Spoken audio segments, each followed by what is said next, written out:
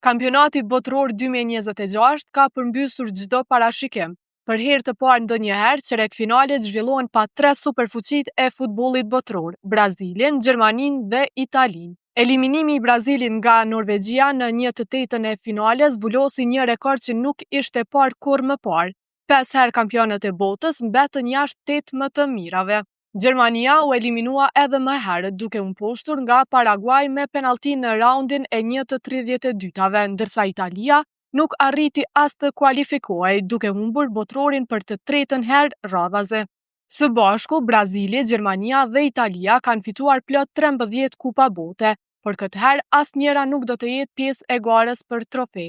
Ky është një sinjal i qartë se futbolli botror po hyn në një epokë të re, ku emrat tradicional nuk garantojnë më dominimin dhe skuadrat e reja po marrin skenën. Botrori 2026 tashmë ka hyrë në histori dhe gjithçka le të kuptohet se mund të sjellë një finale krejtësisht të papritur, duke shënuar fillimin e një rendi të ri në futbollin botror.